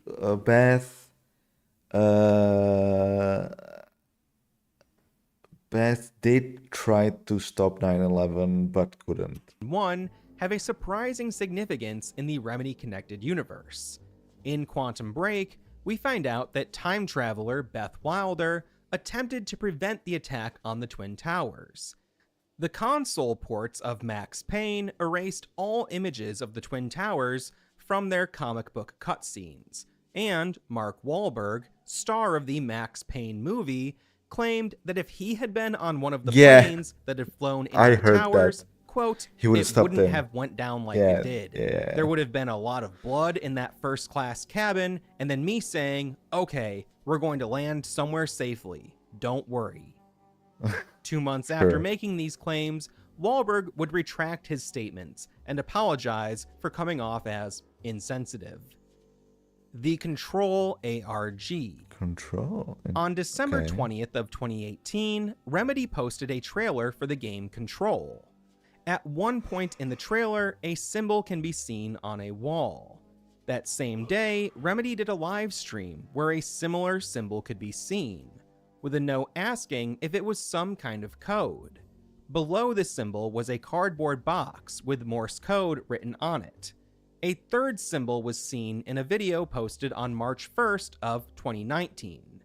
On March 26th of that year, fans found a link to a hidden page on the official website for the game. This page prompted them to enter a 6-digit authentication code. Fans in the Control Discord server were eventually able to figure out a correlation between the symbols and the Morse code, thus giving them access to the restricted area. Once there, they were shown a video of Dr. Casper Darling. Okay. After which, the website would note that it had detected an unauthorized login. Users were prompted to enter their full names in exchange for valid FBC authentication codes. These names were listed in the credits of the game, and 5 names in particular were listed in a document found in the game that detailed a data breach. Okay. Psycho Thriller and Night That's Springs. interesting. Available as PDFs in the bonus files of the Alan Wake PC port, Psycho Thriller and Night Springs are two comic books that expand on the events of the first Alan Wake game. Psycho Thriller details what happened to Dr. Emil Hartman immediately after his last encounter with Alan Wake, and Night Springs focuses on Frank Breaker, a former FBC agent and the father of Sarah Breaker. While the copyright date on these comics is 2011, the stories contain elements of what would eventually become the Remedy Connected Universe, including a phone call from Frank Breaker to Kirkland, who we would later come to know as William Kirkland, the former head of research at the FBC. Emil Hartman ripped off Dr. Phil. Dr. Emil Hartman was the author of a book called The Creator's Dilemma. The design of this book was clearly inspired by Self Matters, a book by Philip C. McGraw, PhD, better known as TV's Dr. Phil. The Deer Story.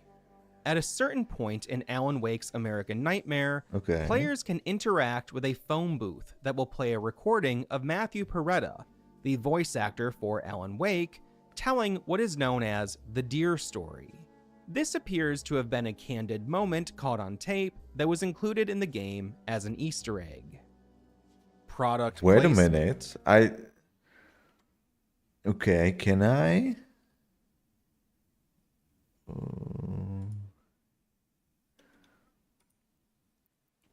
What was it? I think I can maybe even. No. Oh no! Please don't. I remember interacting with. Where was it? It's this. Okay. What? Can we? Wake night. American. I guess I can even maybe. Phone. Okay.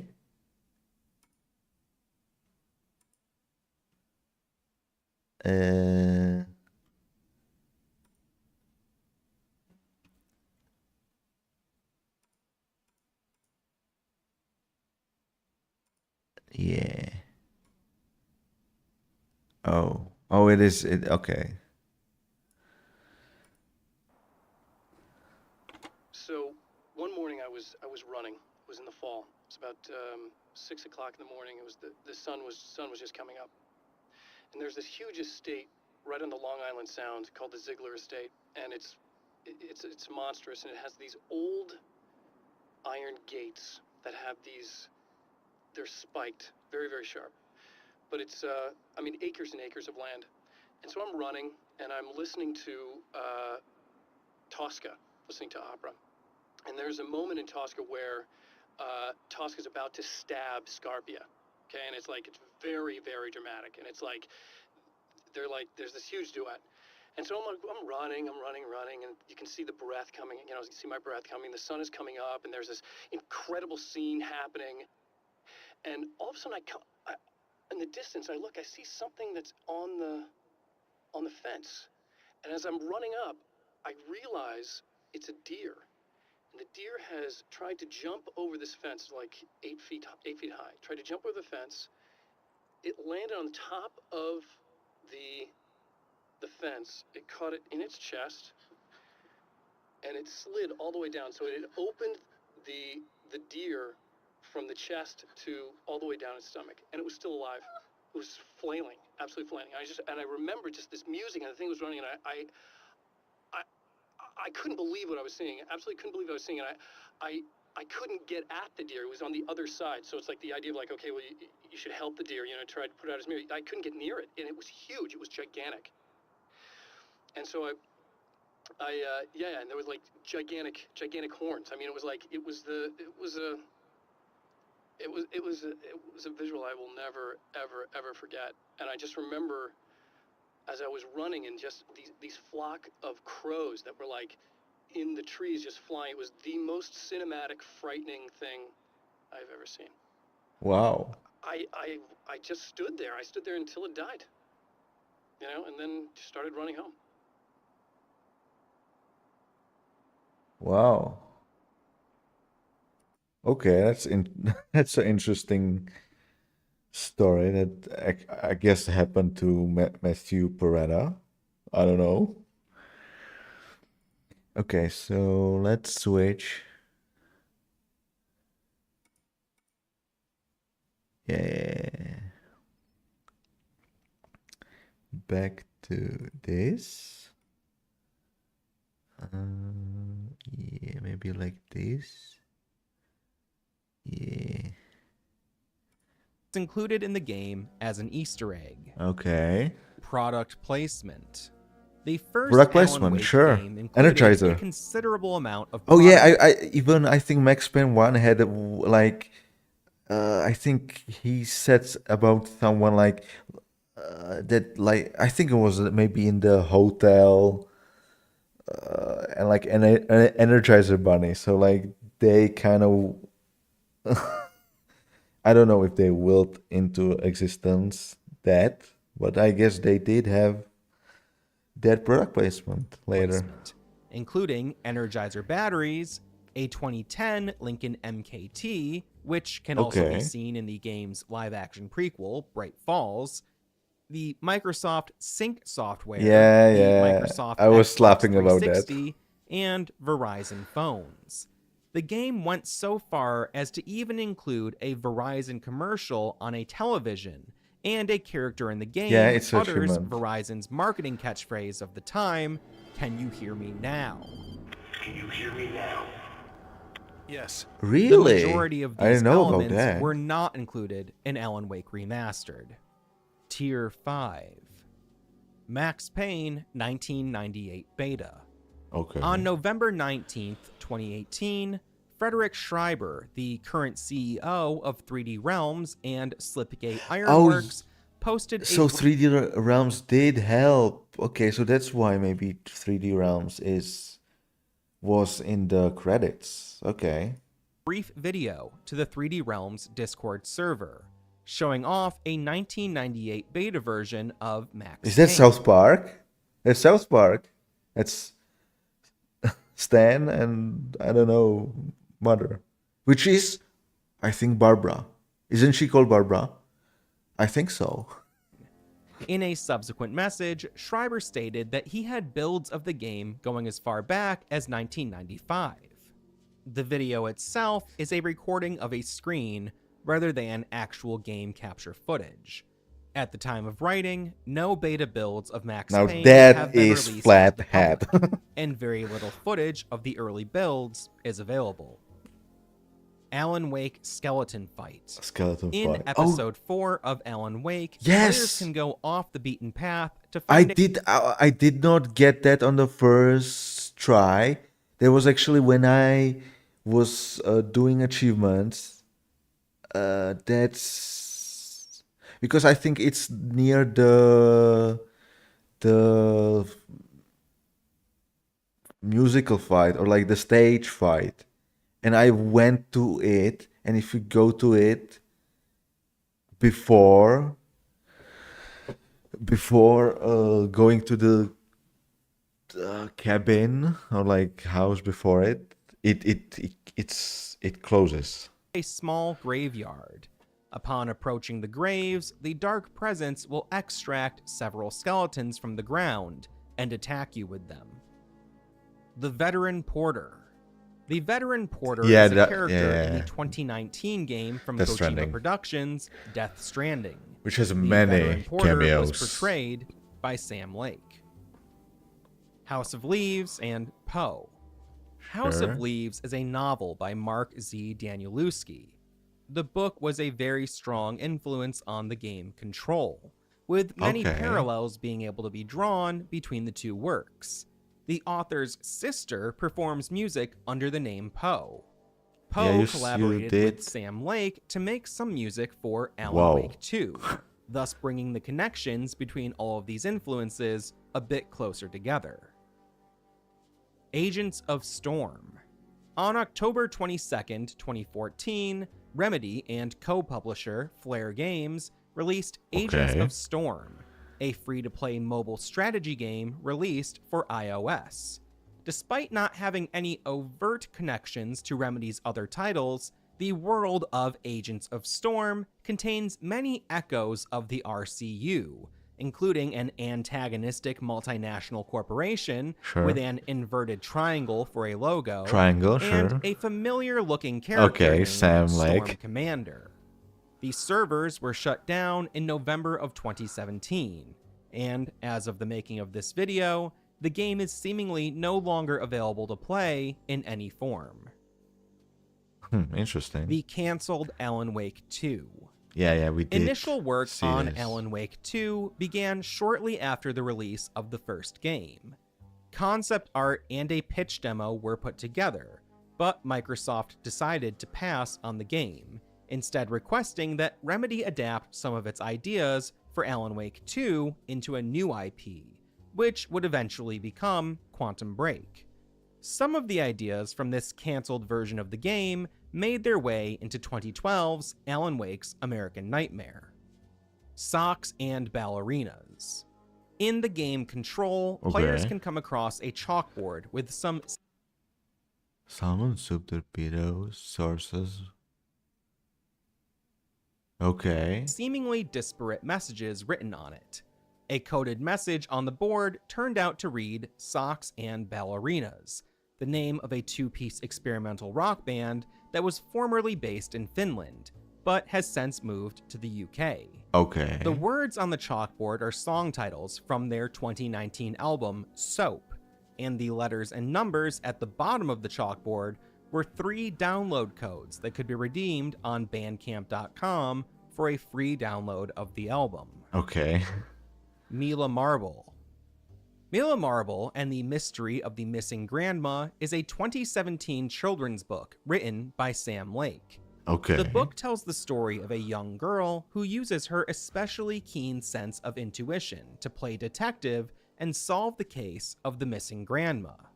The book's illustrator would go on to design Saga Anderson's sweater, and the book itself can be seen in Alan Wake 2. 1-857-239-7601.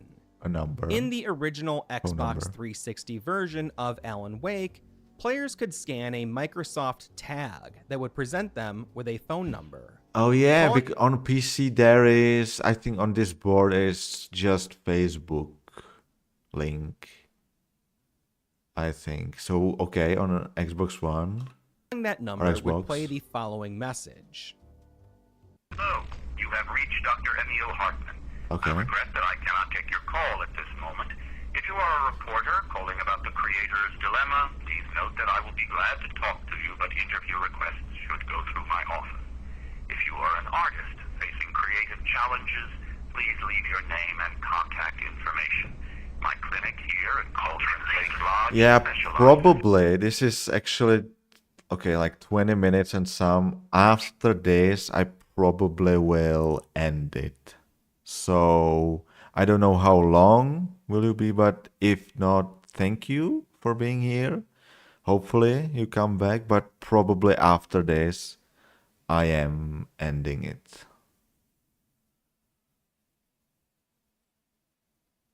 But thank you for being here. And helping creators overcome the obstacles that stand between them and their true potential. And we are at your disposal. We will help you unlock your true potential and face whatever demons are keeping you from achieving your deepest and greatest dreams. Have a fantastic.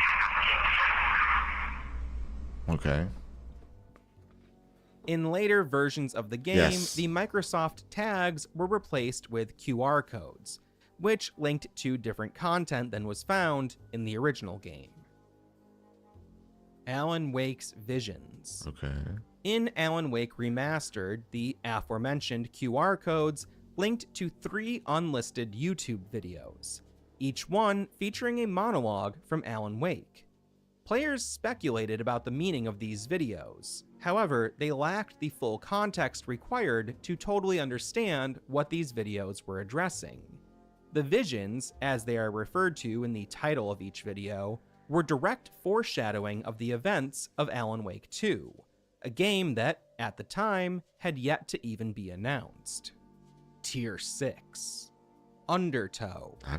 Many of the major story elements, and even some of the characters featured in Alan Wake, have their origins in a screenplay written by Sam Lake. Really? That screenplay is titled Undertow. Okay. Mira was here. In the DLC episode, Yeah, Signal, Mira for the was first here. Alan Mira Wake was game, here.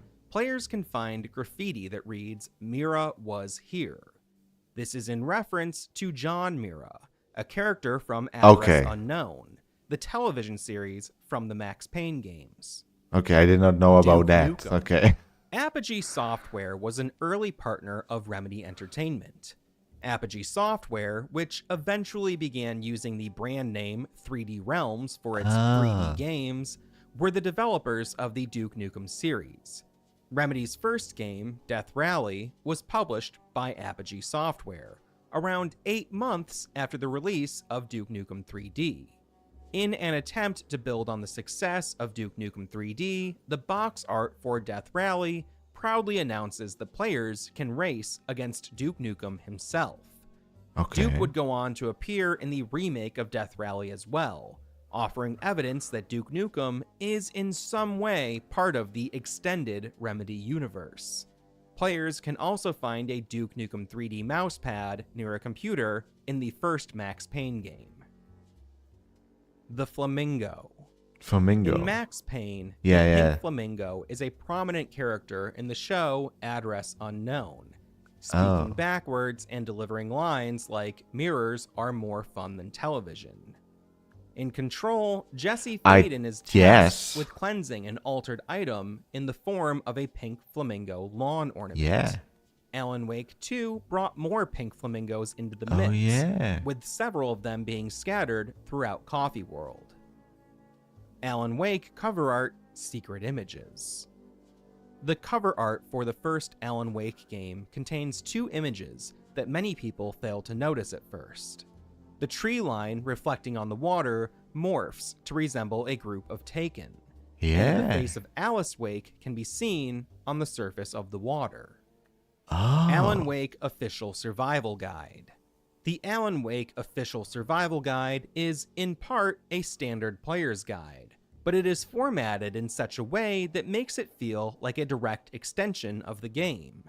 In addition to in-depth descriptions of the characters, locations, and items found in Alan Wake, the walkthrough itself is written in the style of a manuscript. According to the book's author, David S.J. Hodgson, Remedy and Microsoft provided him with a copy of the game, some lore materials, and 2 months to create this unique guide. The book was bundled with a second book titled Alan Wake Illuminated, which gave a full overview of the game and its production. And through the support of viewers like you, through our channel memberships and Patreon, I was able to purchase a copy of this book that I then scanned and uploaded to the Internet Archive. You can find a link to that down below. Okay, I will. The Dopefish. The Dopefish originated as a character in 1991's Commander Keen, the first published game from the team that would become id Software. Commander Keen was published by Apogee, and the Dopefish would go on to officially appear in a couple of other Apogee games.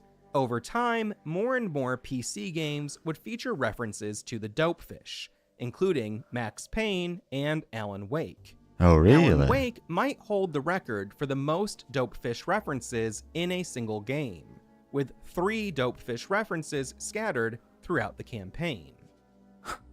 Wow. Alan Wake Free Camera.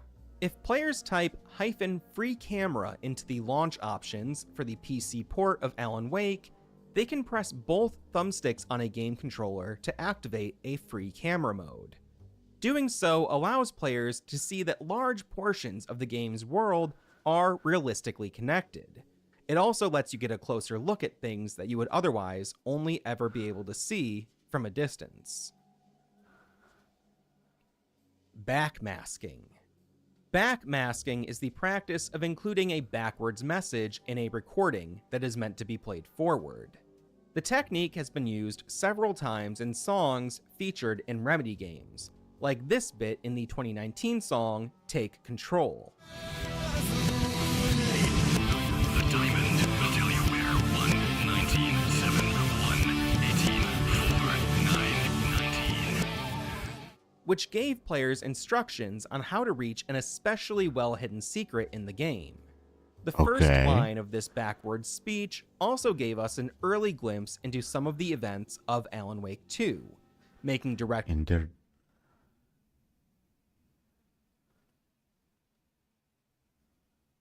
Spruce tree. reference to the Koskela brothers creating the symbol for the Cult of the Tree. Really? Sam Lake wrote a Max Payne comic. To accompany the release of the third Max Payne game, a 3-issue comic book series was published that in part helped to bridge the gap between Max Payne 2 and 3, and offered a deeper look into Max's backstory. These books were co-written by Dan Houser and Sam Lake. The books were published by Marvel and were compiled into a hardcover collection. Scans and PDFs of the books are also widely available online. Tier 7. True Tom Rhymer. Thomas the Rhymer, also known as True Thomas, was a Scottish prophet and poet born in the 13th century. He would often deliver his prophecies through rhyme, and it eventually became common for others to credit prophetic verses to True Thomas in order to give them more legitimacy. There are several fictionalized accounts of Thomas's life, but the general legend of True Thomas is that he was lying beneath a tree when the Queen of Elfland appeared before him and brought him into her realm. His journey only felt like 3 days, but in reality, 7 years had passed. Upon returning, Thomas had been given the gift of prophecy through his poetry. An unseen narrator in the game Death Rally introduces himself as True Tom Rhymer, and in later Remedy games, Thomas Zane would be identified as a poet. The connection between True Tom Rhymer and Thomas Zane was solidified in the Night Springs DLC for Alan Wake 2, where Thomas Zane can be seen as the leading role in a film called Death Rally. Okay, so now I know it's Death Rally. And it's okay. While there's no direct connection between Remedy and the 13th century poet, it seems likely that Sam Lake has taken some inspiration from True Thomas over the years. Alan Wake was a fantasy game. After developing 2 Max Payne games, Remedy wanted their next title to be a significant departure from that series. By 2004, the team at Remedy had made significant progress in developing a fantasy world, with some environments and character concepts having been created.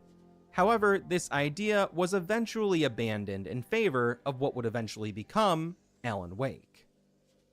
Quantum Break prototype footage.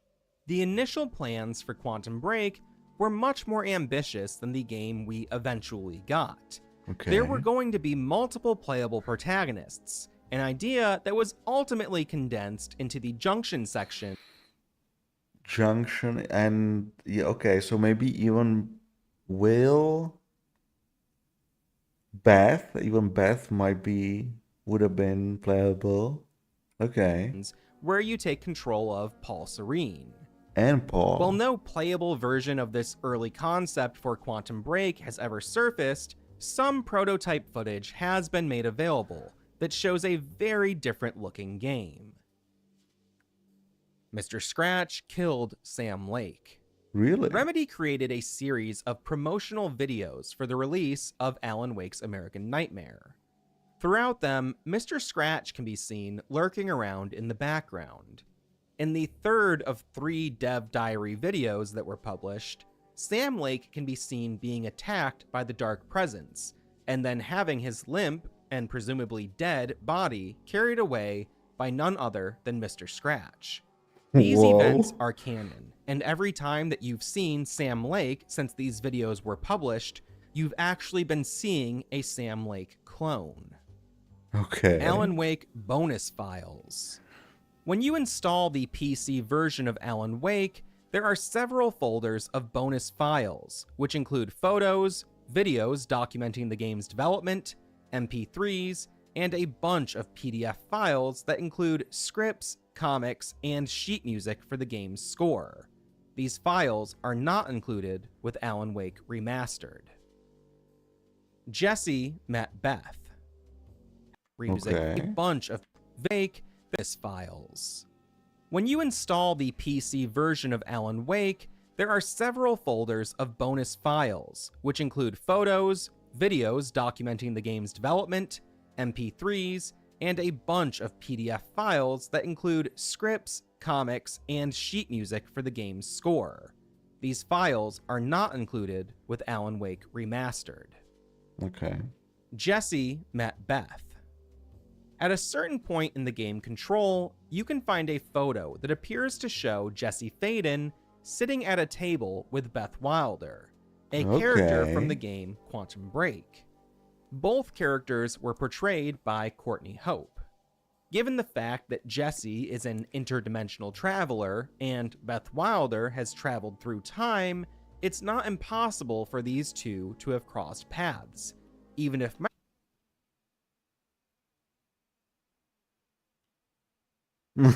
Microsoft, Of course. the owners of the Quantum Break IP, would never allow that information to be publicly confirmed. Kestrel. On August 29th, 2018, Remedy announced a new project that they called the Vanguard Initiative.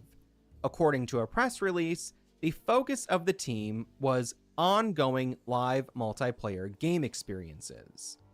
It was stated that the team would be using Unreal Engine 4 alongside Northlight, Remedy's own in-house engine. On December 28th of 2021, it was announced that Remedy had partnered with Tencent on the Vanguard project, and that a free-to-play co-op game was in the proof-of-concept phase under the name Vanguard. On November 13th of 2023, it was announced that the game project Vanguard would have its name changed to codename Kestrel, and that it was moving away from the free-to-play model in favor of a premium co-op multiplayer game. The project was moved back to the concept phase.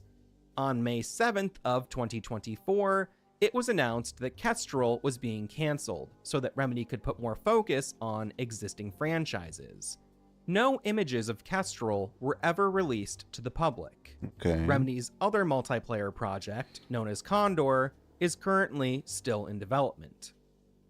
The Trademark Dispute. Well, isn't it this? Still in development. Remedy's other multiplayer project, known as Condor, Which is Firebreak, right? I don't know when they announced it. Okay. is currently still in development. The Trademark Dispute. On January 16th, 2024, a website called Respawn First published an article with the headline Trademark Tussle. Remedy Entertainment and Take-Two clash over logo. At the time, Remedy was using a relatively new logo, which was supposedly too similar to the Rockstar Games logo. The situation seemed especially odd given that Remedy and Rockstar were in a partnership to develop and publish remakes of Max Payne 1 and 2. Yeah. Ultimately, the situation was a non-issue from the start, and the alleged lawsuit that was being talked about online was just a legal formality. The situation had been amicably resolved the year prior, and it seems that Jake Bishop at Respawn First jumped on the story without first reaching out to Rockstar or Remedy for a statement.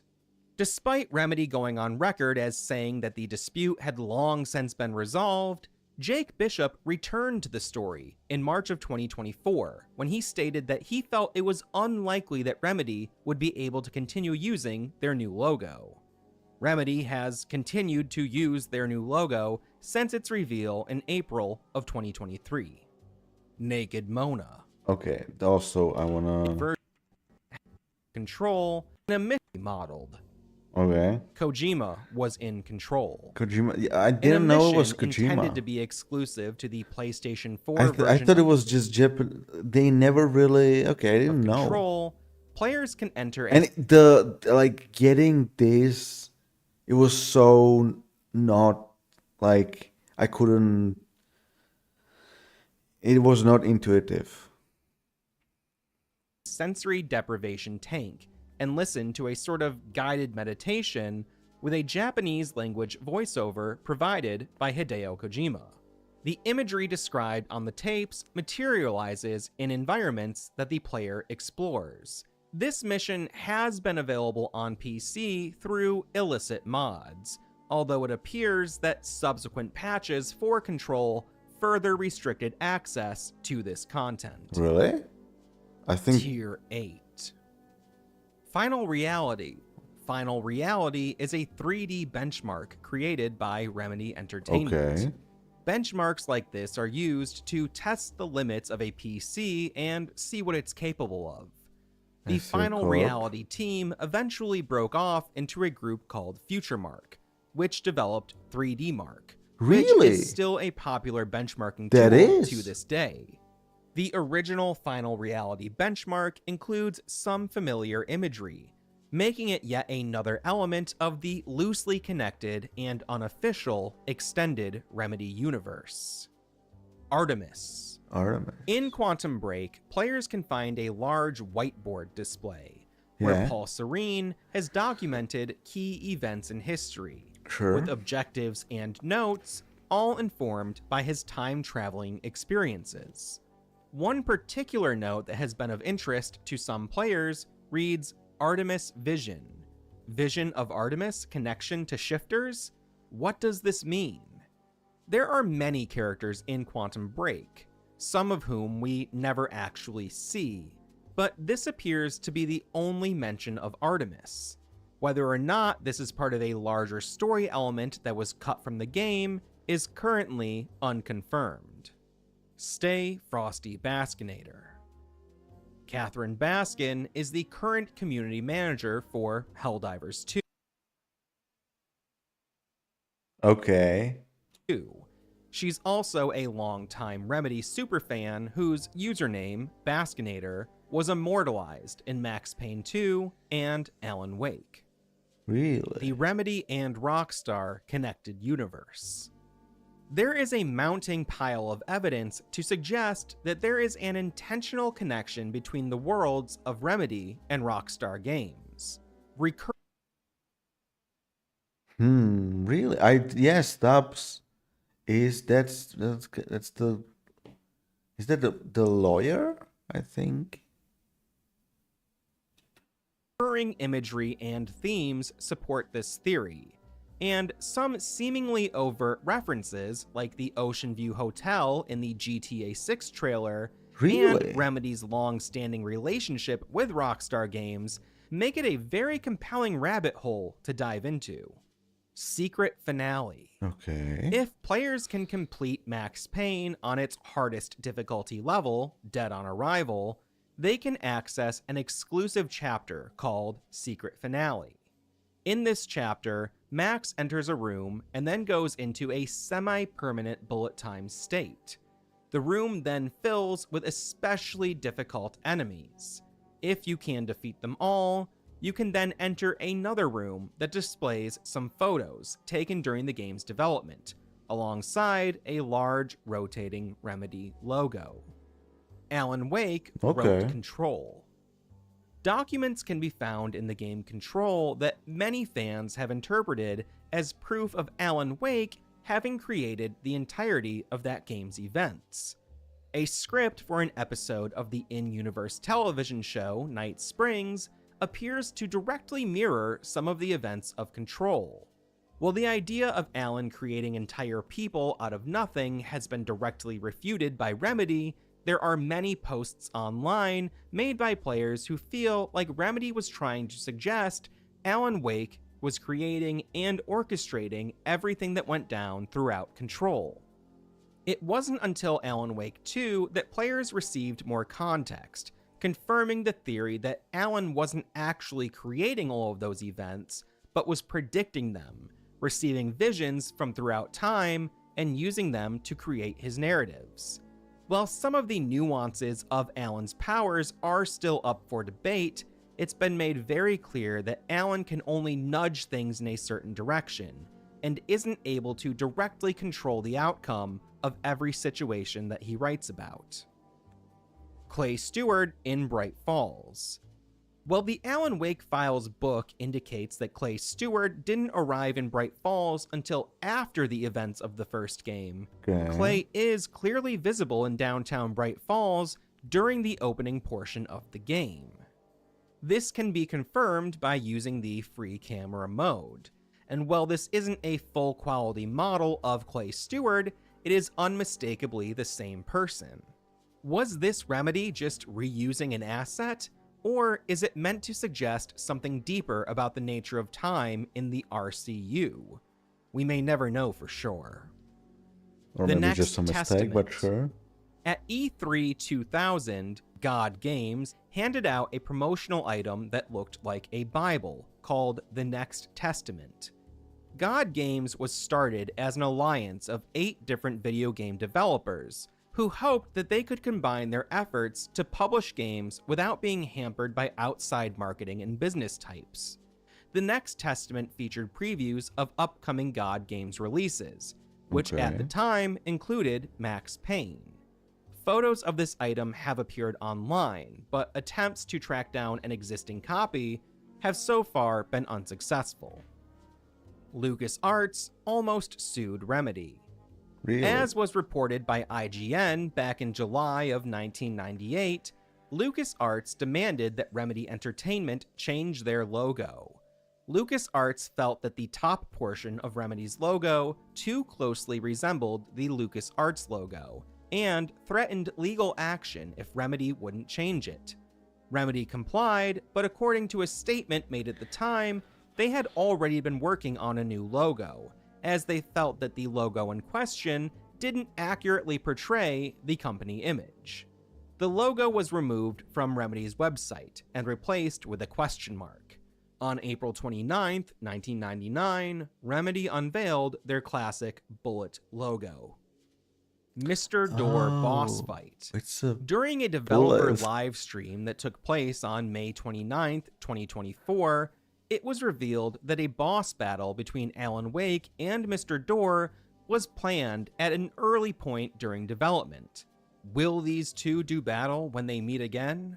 Only time will tell. There are many more mysteries to be found in the Remedy Connected universe, and every new release from Remedy provides not only a bevy of answers, but also more questions. If you enjoyed this video, please consider leaving a like and subscribing to the channel. We have a huge back catalog of videos covering all sorts of game lore and game history, with plenty more Remedy-related videos available. That was a good video.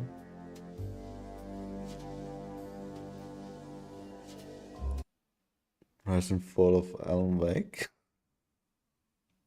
Yeah, maybe some other time. Okay, that will be it for today.